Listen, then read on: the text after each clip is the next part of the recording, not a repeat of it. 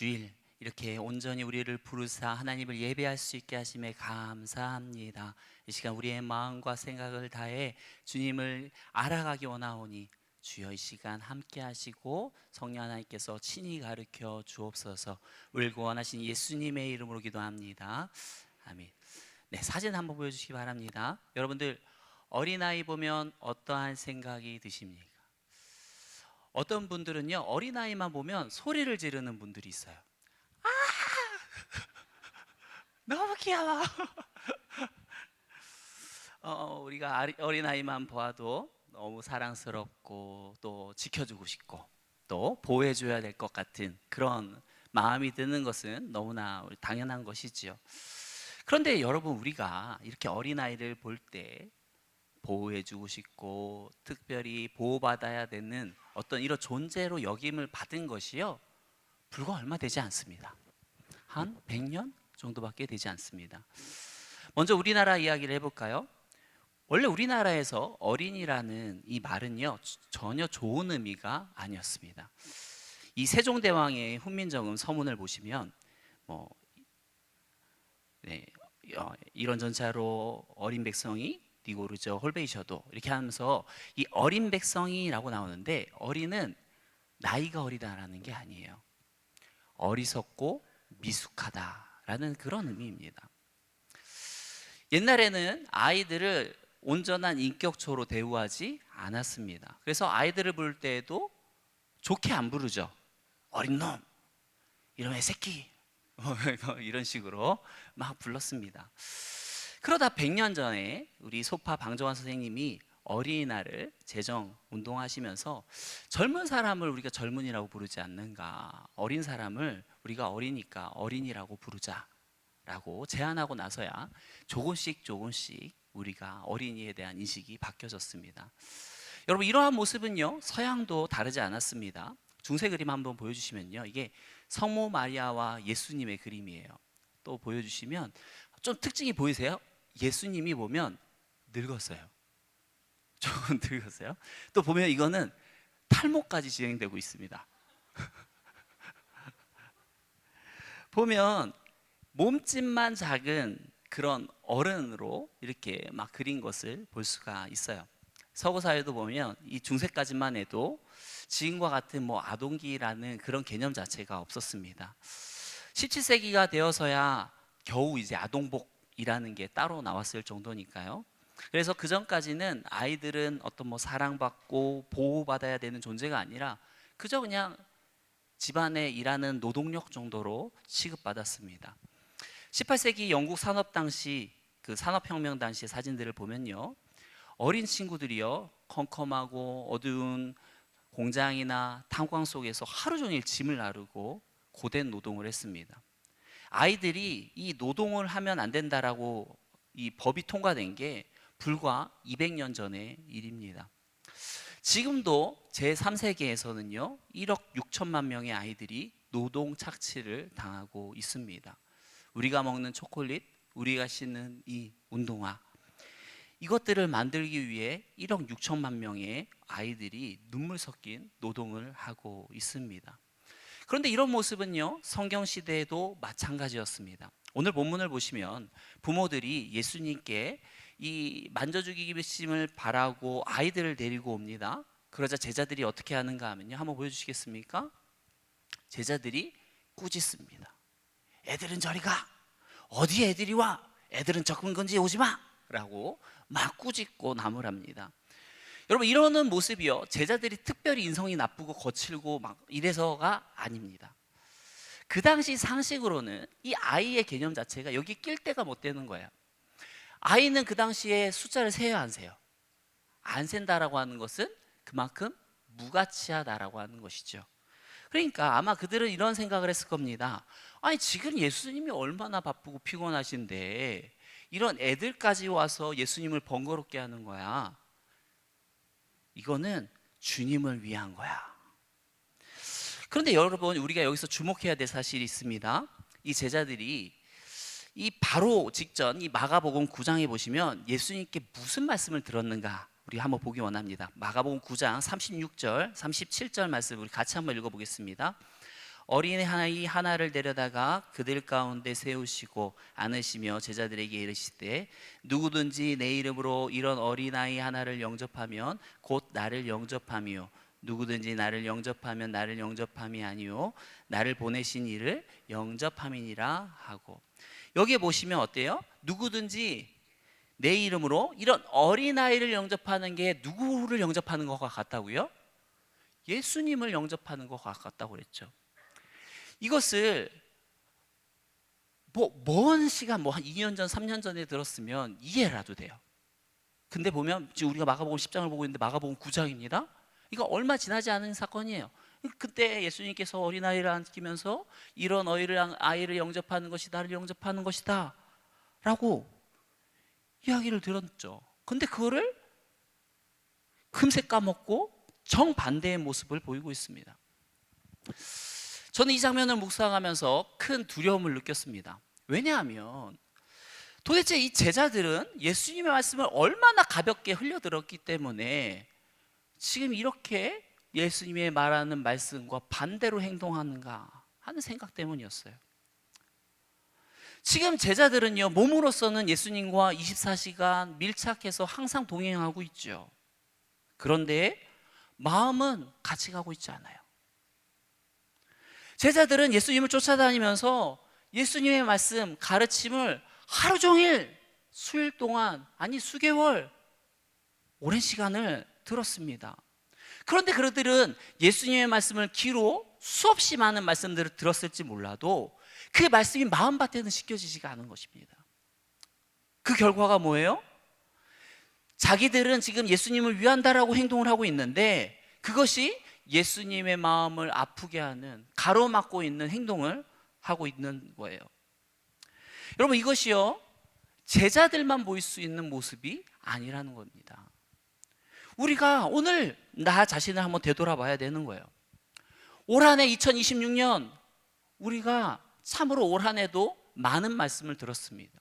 신년 집회부터 시작해서요, 주일 예배, 수요 예배, 금요 예배, 새벽 예배, 또 심지어 열심히 있는 분들은 유튜브에 있는 수많은 또 많은 목사님들을 통해서 많은 말씀들을 들었죠. 그런데 그 중에 여러분들의 생각과 여러분들의 삶을 뒤바꾼 말씀은 무엇이었습니까?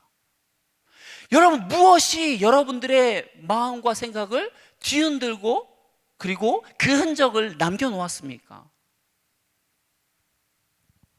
아니면 수많은 말씀들은 들었지만 한 귀로 듣고 한 귀로 흘려보내면서 그저 그냥 그런 껍데기 뿐인 신앙에 머물러 있지는 않습니까? 진짜 안타까운 것은 주님의 뜻과는 전혀 정반대로 살면서도 정작 본인은 막 주님을 위해 살고 있다라고 착각하는 겁니다. 14절 말씀해 보시면요, 예수께서 보시고 노하시어 이르되, 제자들의 그런 모습을 보시고 예수님께서 노하셨다라 표현하는데, 노하셨다라고 하는 게 조금 그냥 화낸 정도가 아닙니다. 격분하다, 분노하다. 즉 예수님 지금 화가 굉장히 많이 나신 거예요. 제자들은 예수님이 이렇게 강력하게 화를 내고 분통을 터져 할 때쪽까지도, 그 전까지도 어때요? 몰라요. 나는 예수님을 위해서 하고 있다 생각하고 있는 것이죠. 이 시간 우리는요, 다시 한번 말씀 앞에 바로 서야 됩니다. 내가 지금 말씀을 진중하게 받고 있는가, 그리고 그 말씀을 내 삶의 기준이 되도록 온전히 모시고 있는가, 우리는 되돌아보아야 되는 것입니다. 여러분, 이 시간 꼭 기억하십시오. 하나님의 말씀을 절대로 가볍게 치부해서는 안 됩니다. 오늘 본문에 나타난 제자들의 모습을 반면교사 삼아서요, 주님의 뜻이 내 삶의 현장의 실체가 되어 나타날 수 있도록 예수님의 말씀을 고이 붙들고 나아가시는 저와 여러분들의 삶이 되기를 축원합니다. 예수님은요, 오늘 우리에게 또 분명히 말씀하십니다. 15절 말씀 같이 한번 읽어보겠습니다. 내가 진실로 너희에게 이르노니 누구든지 하나님의 나라를 어린아이와 같이 받들지 않는 자는 결단코 그곳에 들어가지 못하리라 하시고, 오늘 본문을 보면서 우리가 한 가지 꼭 정해야 될 게 있습니다. 어린아이와 같다라는 표현이에요. 오늘 본문에는 어린아이와 같다라는 표현이 긍정적으로 좋게 쓰였습니다. 하지만 다른 곳에서는요, 어린아이와 같다라는 표현이 부정적으로 쓰일 때도 있어요. 이것을 영어로 보면 그 차이는 더욱 명확합니다. 우리가 버려야 되는 어린아이와 같은 모습 중에는 유치한 모습이 있어요. 그러나 반면에 우리가 꼭 붙들어야 되는, 이 닮아야 되는 모습은 바로 어린아이와 같은 순수한 모습인 겁니다. 먼저 우리가 이 시간 단호하게 끊어야 될 유치한 모습들은 무엇이 있을까요? 첫째는 제자리에 머물러 있는 성장하지 않는 신앙인 겁니다. 여러분, 갓난아기가 기저귀를 차고요, 젖병을 물고 이렇게 아장아장 걸어 다니는 것은 너무나도 귀엽고 사랑스러운 모습이죠. 그런데 나이가 30이 됐어요, 40이 됐습니다. 만약 제가 기저귀를 차고 젖병을 물고 아장아장 걸어 다닌다, 끔찍한 일이지 않겠습니까? 끔찍한 일이죠. 신앙생활도 마찬가지예요. 예수님을 믿고 10년이 지나고 20년이 지났어요. 그리고 직분까지 받았습니다. 그런데 여전히 말하는 것이나 생각하는 것이 나만 봐달라고 하고 내 기분만 맞춰달라고 영적인 때를 쓰고 있다면 그것은 아직도 어린아이의 모습을 버리지 못한 겁니다. 두 번째로 우리가 버려야 되는 모습은 감정에 따라 쉽게 요동치는 신앙입니다. 어린아이의 특징은 감정이 쉽게 요동친다라는 거예요. 그래서 방금 전까지 사탕을 받고 선물을 받고 막 기분이 엄청 좋았어요. 너무 좋습니다. 그런데 갑자기 친구가 내 장난감을 하나 뺏어갑니다. 갑자기 기분이 우울해져요. 막 눈물이 나고 막 화가 나요. 혹 우리도 신앙이 그럴 수 있어요? 지금 이 자리에서 예배 드릴 때는 괜찮아요. 막 은혜 받고 좋게 기분 좋게 막 나가는데 갑자기 주차장에 나갔는데 차가 안 빠져요. 아니, 이 차가 빠져나가야지. 내가 나갈 텐데 왜 연락도 안 받는 거야? 막 이런다면 여전히 어린아이와 같은 모습인 것이죠. 또 세상 풍조에 따라 오늘날 참으로 유튜브에 보면 많은 가르침들이 있죠. 세상을 살아가려면 이뤄야 됩니다, 저래야 됩니다. 말씀에 벗어난 가르침임에도 불구하고 그거에 교회에 왔을 때는 아멘 하다가 또 세상의 가르침을 배울 때는 거기에 또 아멘하고 따르고 나아간다면 그것 또한 우리가 잘못된, 졸업해야 될 모습인 겁니다. 세 번째로 우리가 버려야 될 모습은요, 단단한 음식을 못 먹는 신앙입니다. 히브리서 5장에 보면요, 단단한 음식을 못 먹고 젖이나 먹는 자를 어린아이라고 책망하는 장면이 나옵니다. 영적으로는 어린아이 같은 모습이 뭔 말인가 하면 말씀 시간에 복 받으세요, 잘 될 겁니다, 위로합니다, 이런 이야기 들을 때는 좋아요, 막 아멘 아멘 아멘 합니다. 그런데 거기에 회개하십시오, 주의 십자가를 지십시오, 거룩하게 사십시오, 막 이런 이제 단단한 말씀들은 막 입에 쓰다고 막 불평하고 저렇게 어떻게 살아. 여러분, 근데 어린아이가 건강하게 자라려면 어떻게 해야 됩니까? 젖만 먹는다고 건강하게 자랄 수 있어요? 아니에요. 결국 골고루 먹어야 돼요. 채소도 먹고 또 단단한 것도 먹고 고기도 씹고 하는 식으로 골고루 먹어야 건강하지 않겠습니까? 영적으로도 마찬가지입니다. 영적으로 건강해지려고 하면요, 영적인 편식을 멈춰야 돼요. 나를 찌르는 말씀 앞에서도 주님, 이 말씀이 나를 성장시키는 말씀일 줄 믿습니다 하고 그런 말씀조차도 아멘으로, 기쁨으로 받을 수 있어야 되는 것입니다. 저와 여러분들이 그런 장성한 분량으로 성장하시길 축원합니다. 우리가 회복해야 될 어린아이와 같은 모습은 무엇일까요? 어린아이와 같이 그 순수한 특징은 무엇일까요? 첫째는 부드럽고 유연한 신앙입니다. 아이들은요, 참 유연합니다. 보면 막 몸도 관절도 심지어 뼈까지도 유연합니다. 그래서 아이들은 넘어져도 잘 안 다쳐요. 몸이나 관절들이 다 부드럽기 때문입니다. 그런데 어른이 되면 몸이 굳지요. 한 번은 저희 아이가 이 만화 영화에 나오는 주인공이 스케이트보드를 타고 막 적을 무찌르기도 하고 막 도망도 다니고 막 이런 걸 보고 감명을 받았나 봐요. 갑자기 한 번은 스케이트보드를 알려줘 그러는 겁니다. 근데 제가 뭐 어렸을 때 스케이트보드를 타봤어야죠. 그래서 학원을 갔어요. 갔는데 영 관심을 안 가져줘요. 그냥 한 번, 두 번 가르쳐 주더니 그냥 알아서 하라고 하고 한 30분 있다 가는 겁니다. 3만 원을 냈거든요. 3만 원을 냈는데 한 번 체험하는데 3만 원인데 이래다가는 수지타산이 안 맞겠는 거예요. 그래서 제가 유튜브를 찾아봤습니다. 유튜브에 찾아봤더니 방법이 여러 가지가 있더라고요. 이 사람들이 가르쳐줬던 건 첫 번째 강의예요.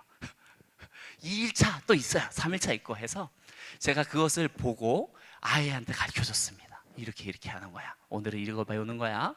했더니 아이가 그럽니다. 아빠는 왜 말로만 해?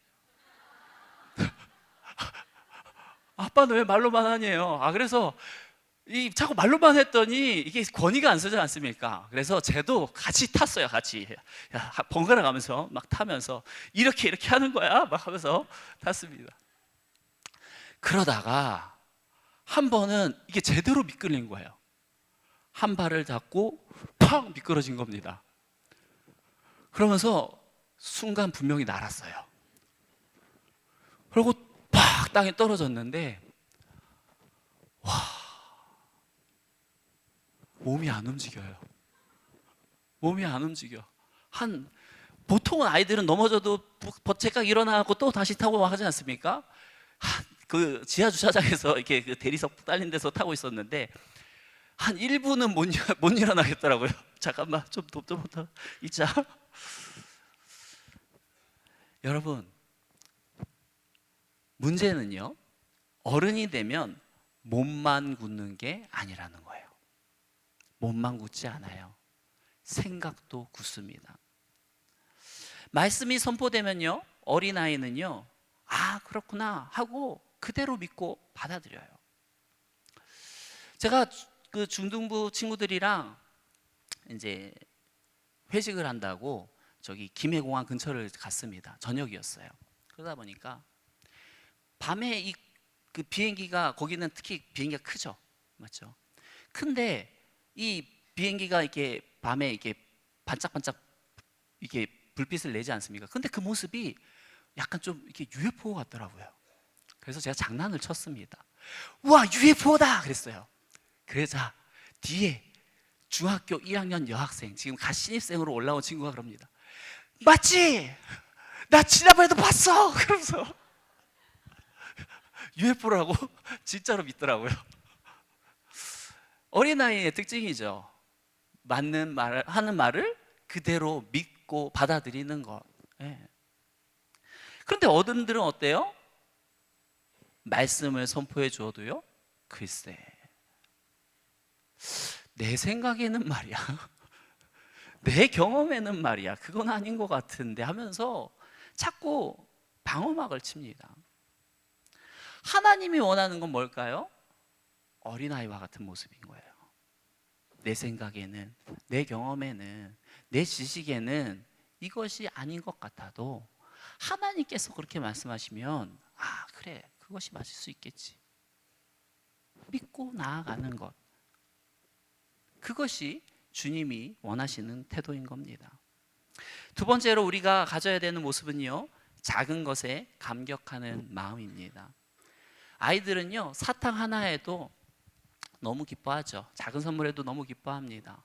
아버지들이 퇴근하면서 아이스크림 막 사고 가면 아이들 막 뛰면서 기뻐하죠. 그런데 우리는 어떻습니까? 웬만한 은혜에는 꿈쩍도 하지 않습니다. 하나님이 나에게 호흡을 주시고 예배드릴 수 있는 건강을 주시고 또 함께 할 수 있는 가족을 주셨음에도 불구하고 그냥 이런 것들은 당연한 것으로 여겨요. 뭐 더 큰 거 없어? 더 좋은 거 없어? 그러다가 이것을 진짜 은혜였구나, 소중한 거였구나 라고 언제 깨달을까요? 잃어보면, 건강을 잃고 가족을 잃고, 그래 보면 그때 그렇게 나와서 예배를 드릴 수 있었던 것이 진짜 하나님의 놀라운 은혜였구나라는 거 그때서야 깨닫는 거죠. 우리는 너무 이 은혜에 찌든 어른이 되었어요. 다시 어린아이로 되돌아가야 됩니다. 오늘 주신 일용할 양식에 감격하고요, 나 같은 죄인도 우리를 부르시고 하나님의 자녀 삼아주신 그 하나님의 은혜를 기억하면서 감격하며 우리는 예배 가운데 나아가야 되는 거예요. 저와 여러분들이 이런 감격에도 가슴 벅차 올라 펄쩍펄쩍 뛸 수 있는 그 순수한 믿음을 회복하시길 축원합니다. 세 번째로 우리가 가져야 되는 믿음은요, 계산하지 않는 순수한 믿음입니다. 사도행전 12장 말씀해 보시면 베드로 사도가 감옥에 갇힙니다. 그리고 초대교인들이 베드로 사도를 놓고 기도하죠. 그리고 간절히 기도합니다. 그리고 그 응답으로 어때요? 베드로가 감옥 문이 열려서 나오게 되어지죠. 그리고 문을 두드립니다. 똑똑똑. 똑똑똑. 그리고 그 소식을 들은 어른들의 반응은 뭡니까? 제정신이야? 미쳤어? 천사겠지. 어떻게 베드로가 지금 감옥에 갇혀 있는데 온다는 얘기야? 기도는 뜨겁게 해놓고 막상 응답이 오니까 안 믿는 것이 어른들의 믿음인 것이죠. 반면 그곳에 있던 로데라고 하는 어린 소녀는 달랐습니다. 베드로의 목소리만 듣고도요, 너무 기뻐요. 그리고 문 여는 것도 잊고 달려가 외칩니다. 그리고 말합니다. 진짜 베드로 사도예요. 어른들이 비웃어도요, 그는요 믿고 있어요.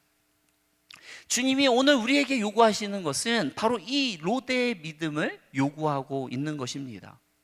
주님이 하신다면 하는 거야. 바로 계산 없이 믿는 믿음. 이 단순함이 기적을 만드는 것입니다. 사랑하는 성도 여러분, 말씀을 맺겠습니다. 우리가 살아가는 대한민국은 어떤 곳입니까? 세상은 우리에게 끊임없이 채찍질합니다. 어른이 돼야 된다, 영악해져야 된다, 남들보다 더 강해져야 되고 더 앞서 나가야 살아남을 수 있다.